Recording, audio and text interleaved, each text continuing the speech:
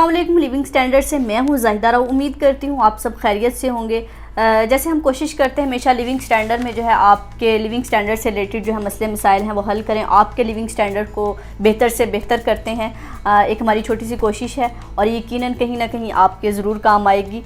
तो आज भी हम आपके लिविंग स्टैंडर्ड से रिलेटेड ही एक अहम मसले पर बात करने जा रहे हैं कि जब आप घर बनाने का सोचते हैं, घर बनाने का हर इंसान ख्वाह होता है और उसका मुस्तकबिल का जो एक ख्वाब होता है कि घर जो है मैं ऐसा बनाऊंगा, वैसा बनाऊंगा, ऐसी जगह पर होगा।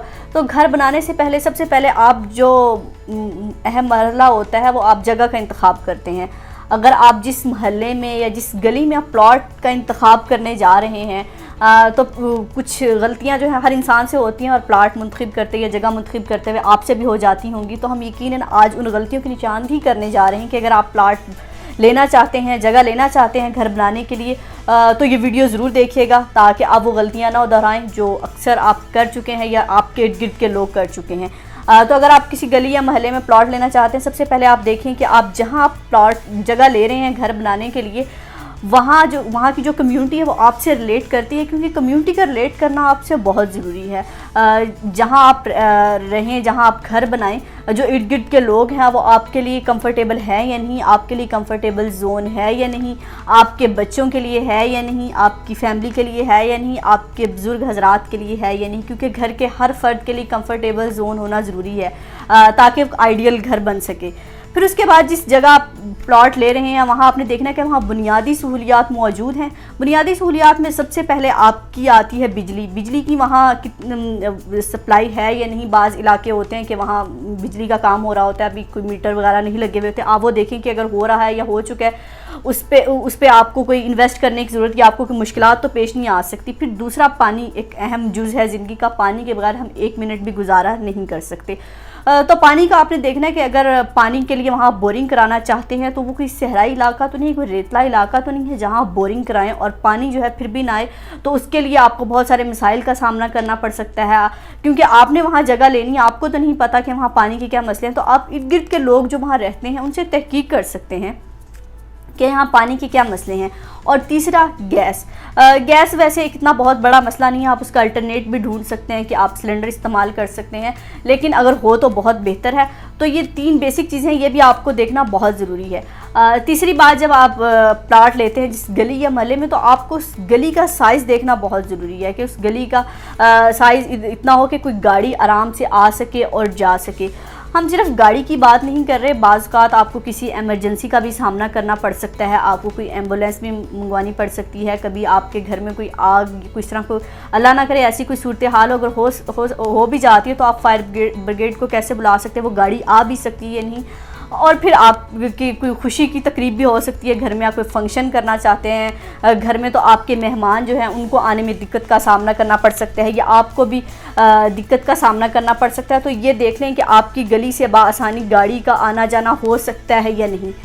फिर आप जिस एरिया में घर ले रहे हैं, वो जगह मुंतखब कर रहे हैं अपना घर बनाने के लिए, तो आप वहाँ देखें कि आपके लिए जो मेन उसका लोकल ट्रांसपोर्ट है, वो मेन शाहरा है, वो आपके घर से या आपके प्लॉट से कितनी दूर पड़ेगी, कि आपके वॉकिंग डिस्टेंस पे है या नहीं। अगर आपको कहीं जाना है, आपको इमरजेंसी में भी जाना पड़ता है, अगर आपके पास अपनी ट्रांसपोर्ट नहीं है, आपने लोकल ट्रांसपोर्ट का इस्तेमाल करना है, क्या वो इतनी है कि आप वॉकिंग डिस्टेंस पे जा सके और लोकल ट्रांसपोर्ट को जो है, पब्लिक ट्रांसपोर्ट को इस्तेमाल कर सके, अपनी मंजिल मकसूद तक पहुँच सके।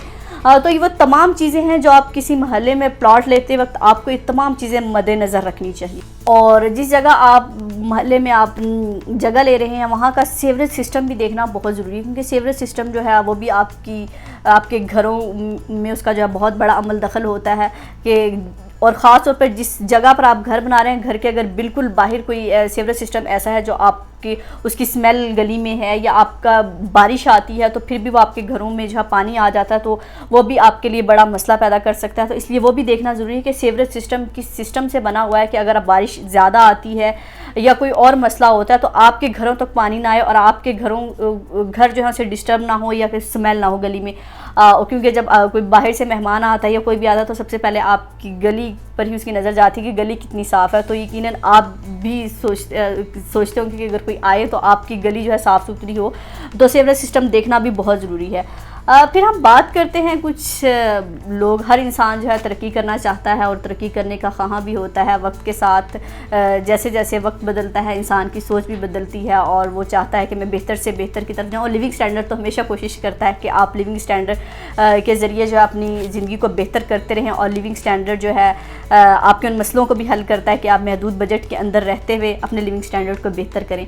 तो कुछ लोग हैं उनका ख्वाब होता है कि वो किसी बेहतर डेवलप सोसाइटी में मूव करें, अपना घर जो है वहाँ पे बनाएं। गली मोहल्ले में वो नहीं घर बनाना चाहते, उनको लगता है कि हमें एक जो है थोड़े तरक्की याफ्ता इलाके में जाना चाहिए और हमें अपना मुस्तकबिल वहाँ गुजारना चाहिए।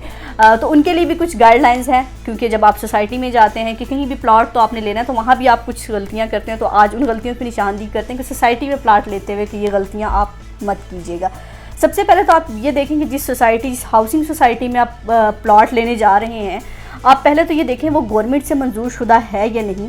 और दूसरी बात, उसके जो तमाम लीगल डॉक्यूमेंट्स हैं और लीगल जो उसकी पेमेंट्स हैं वो अदा हुई हैं या नहीं, ताकि अगर कल को उस सोसाइटी पर कोई बात आती है, कोई सोसाइटी को कोई लीगल काम नहीं हुआ होता, आप उसकी जद में ना आएँ। और दूसरी बात, जब आप प्लॉट लेते हैं, सोसाइटियाँ अक्सर हाउसिंग सोसाइटी जो है एक साथ पे प्लॉट्स ऑफ़र कर रही हैं कि आप 2 लाख या 3 लाख दे के बुकिंग करा लें और आसान एक साथ जो है आप हर महीने देते रहें। एक बार तो आपको थोड़ा सा लगता है कि आप जो है एक दफ़ा थोड़े से पैसों से बुकिंग करा लें और महीने में जो एक साथ देते हैं, लेकिन वो वक्त के साथ आपको समझ आती है कि हमें थोड़ा सा महंगा भी पड़ता है। तो कोशिश करें कि नकद प्लॉट लें और ताकि वक्त पर उसी टाइम आप कब्ज़ा और तमाम कागजात जो है कानूनी कागजात अपने आप उससे लें और मालिकाना हकूक़ भी उसके साथ जो है आपको मिल जाएंगे। तो यकीनन ये आपके लिए सबसे बड़ा बेनिफिट ये होता है कि आपके मालिकाना हकूक़ जो है आपको बर वक्त मिल जाते हैं। दूसरी बात, जिस सोसाइटी में आप प्लॉट ले रहे हैं, कोशिश हम अक्सर लोगों का ख्वाब होता है कि सोसाइटी में अगर प्लॉट लें तो मेन चारा पर हो। तो मेन चारा पर लिविंग स्टैंडर्ड की टीम ने जब लोगों से बात की कि जो लोग मेन चारा पे एक सर्वे कराया छोटा सा कि मेन चारा पर जो लोग रहते हैं उनको किन मसाइल का सामना करना पड़ता है। मेन चारा पर घर बनाना तो हर इंसान का ख्वाब होता है कि वो मेन एरिया में रहता है, लेकिन उसके कुछ मनफी पॉइंट्स भी सामने हैं। तो लोगों ने कहा कि मेन चारा पर घर बनाने का सबसे बड़ा नुकसान ये होता है कि आप डिस्टर्ब बहुत होते हैं, क्योंकि जो ट्रैफिक की रवानगी होती है वो आपकी मर्ज़ी के मुताबिक नहीं होती, क्योंकि उसने तो आना और जाना होता है, क्योंकि आप उसको नहीं पता कि आप आराम कर रहे हैं और आपके घर में बच्चे भी हो सकते हैं, फिर बुजुर्ग हजरात भी हो सकते हैं जिनके लिए वो बड़ी डिस्टर्बेंस का बाइस बन सकता है।